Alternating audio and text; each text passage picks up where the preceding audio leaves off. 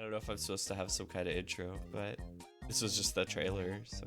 I should also note, I've already seen this. This isn't like a first time for me, so like I'm probably just gonna like pause it randomly. This isn't meant to be like a first reaction. It's just like looking through it and if there's anything notable to talk about. That's all. Bigger. I can't believe we won't be able to fit it in our pockets anymore. It's too big. I will say bless them for this. In an era where a lot of devices are going to Bluetooth audio, bless them for still adding a headphone jack. Thank you. Actually, something, hold on. Back. Is that a, wait, are these the same? Cause, okay, cause like this is the bottom. I guess they're implying that it is the, like, chargeable from top and bottom is what I'm getting from that. Are those the same outlets? Because, I mean, I actually didn't notice that before, and that's kind of nice if that's true, because that was a big issue. Where they had to make, like, a completely different, like, stand peripheral. One's an accessory port. Oh, I see. Oh, that's actually really neat if they want to do that. Okay, that could be fun. Nintendo has been very, light on peripherals this time around. I guess there was, like, the Ring Fit stuff, or it was, like, stuff to charge Joy-Cons and the console, so, like, that's pretty cool if they want to kind of get back to that. Bigger. Wow. Okay, I do need to ask really quick. Are people not sure about this setup for like attaching the Switch or the Joy-Cons to the console? I saw one post on Blue Sky that was to the effect of, I'm glad everyone agrees that they're unsure about the Joy-Cons, and I was like, I feel like I've only seen indifference. I don't know if anyone's like actually cared as far as I was aware. I feel like it looks fine. I don't see any inherent problems with it. So, I don't know. I don't remember that. It doesn't look like a problem to me. Worrying about stability of the connection. I guess that's fair. That's fair. I don't know why I haven't seen that. That's so weird. Huh. So, I've been hearing that, I have heard people are kind of thinking this scene is meant to allude to that like rumored mouse functionality, which I kind of feel like it's not, just because like I know Nintendo, like the way this trailer goes, I kind of feel like a lot of it is just like, wow, look at the console from all angles. But I still would hope that that is like a thing now that I've heard about it so much, because I mentioned it before, I do think games like Mario Maker would benefit a shit ton from having a mouse if they're not gonna have like the Wii U for like precise TV level creation, or like other games could like make a lot of use out of it. I mentioned that would be cool if like WarioWare DIY came back and they did it. Actually, if they wanted to do Tomodachi 2, that could be a really good one to use a mouse. I don't think this is an inherent like this means it's a mouse, there's mouse functionality, but I do still hope that's a thing.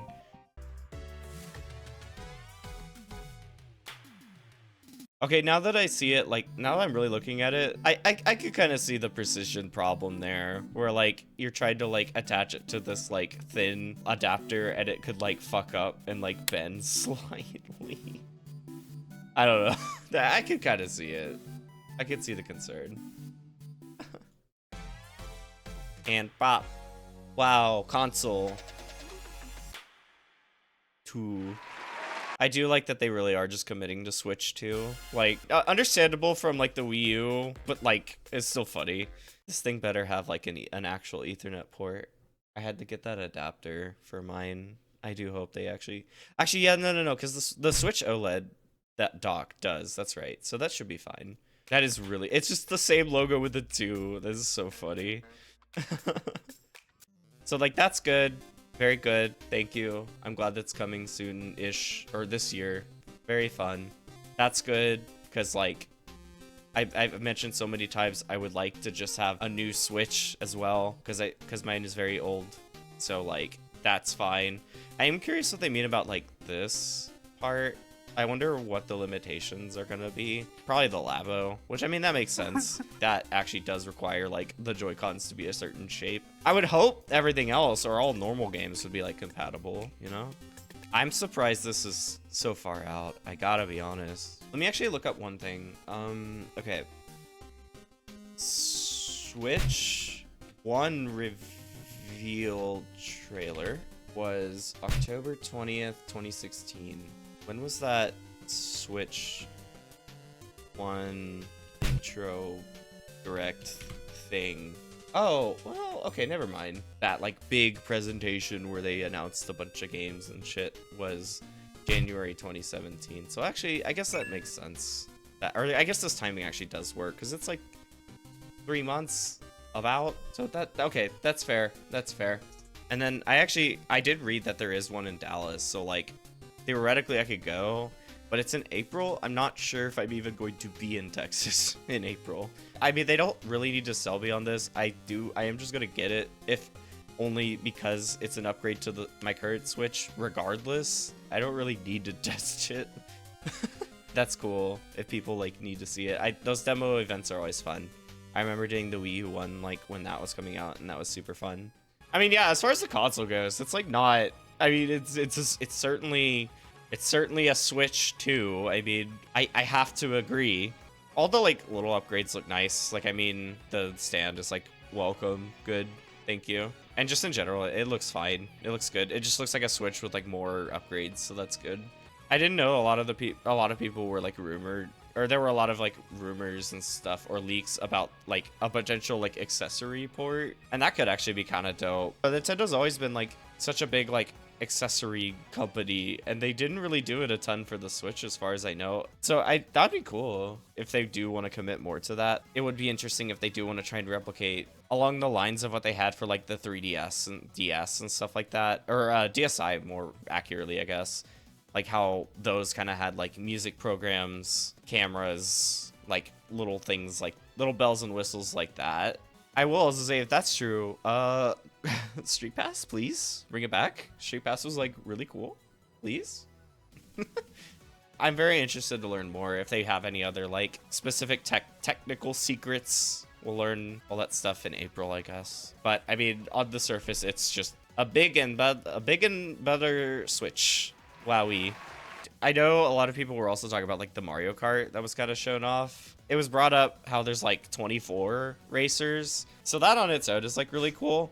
I do actually also just kind of wonder if they're trying to make some kind of Mario Kart that's like has tracks on the scale of like, do I say Forza? I mean, I don't know how like Forza has a lot of those like big open like tracks that will just go a long way.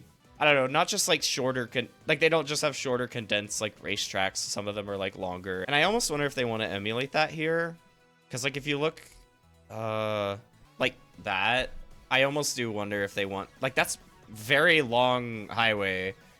I do sort of wonder if that's kind of like the big gimmick, quote unquote, of this new Mario Kart, where they want to make like these like more expansive tracks and just have the races be bigger, almost like maybe like marathon style. I'm trying to think if there's like a better term for it, for what I'm trying to say. But just like longer, more drawn out races in like bigger environments and stuff like that. And like the 24-man races is kind of like a add-on to that. Like because the tracks are bigger, they want to be able to fit more people so that they can like have more involved races. Kind of keep the frantic action that Mario Kart tends to have, while also like just increasing the track size and scope and everything. I do think that makes sense because Mario Kart 8, it's almost like condensing tracks in a way where like because of zero gravity, you can fit a track within a smaller area because you could just drive on the walls and ceilings and stuff like that.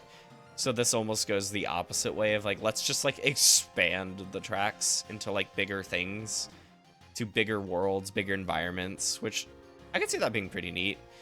I'm interested to see if it can retain the kind of like frenetic action of Mario Kart. Or like I said, that's why probably it's 24 instead of 8 or 12. That's it, 12. If that is like actually what's going on here.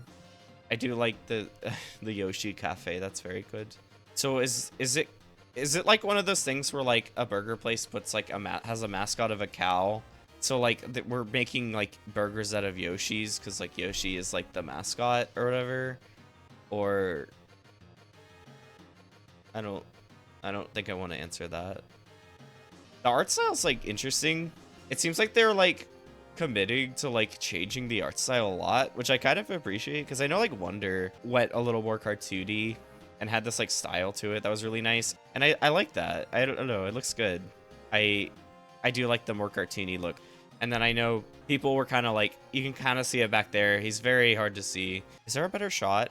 Like DK is very interesting. He looks very much like, a lot more like the classic art that they would do for him for like Donkey Kong 94. And he like matches his movie appearance a little more, which I mean, it looks good. I don't have anything against it. It looks good. So I guess that's like a commitment they're just trying to lean on now. I do think it's funny when like when Tropical Freeze released on the Switch, and everyone was like, whoa, they changed Donkey Kong's nose. Oh my god, it looks different now. And now we're here, and he looks like way, way, way different. While I will always be a fan of how he looks like in like the SNES games, or like the kind of rare style with like the SNES and like Returns and Tropical Freeze, this looks good too. I like it. I mean, his movie design is like good, so like, and it just kind of looks like it's doing that more. So it looks good. I like it. I mean, I've seen crazier ones because I've had to like see DDD change like constantly, like all the time. So like, this is nothing to me. I think that's it. I shouldn't be like, what is it, Game Explain, that would just like they like they would go like, look at this footage. Okay, now we're gonna talk about it for like 2 hours, and that's content. I shouldn't do that. That's not gonna go well. but I'm excited. I'm excited to see what they do. It'll be good to see what Nintendo's been like hiding for so long now. I'm very ready, but I will be patient. There's enough to play, so I will be patient. So all this said, there's only one really big question left. What's that, Rain? When do we get Switch 3 leaks? I think we start getting Switch 3 leaks after Switch 2 releases, like right after it releases. Actually, no. It'll be so the Switch 2 will release. We'll get like a week of all of the big content creators, like Switch 2 unboxing. These are the tech specs of the Switch 2 and all that stuff. After that week, once all the content is dried up, so what's next for Nintendo? We haven't heard anything from them in a week. Where are they? Where's the Switch 3? I'm John Game Explain, and I'm here to, I don't know, make a 2-hour video of nothing. So that's the answer.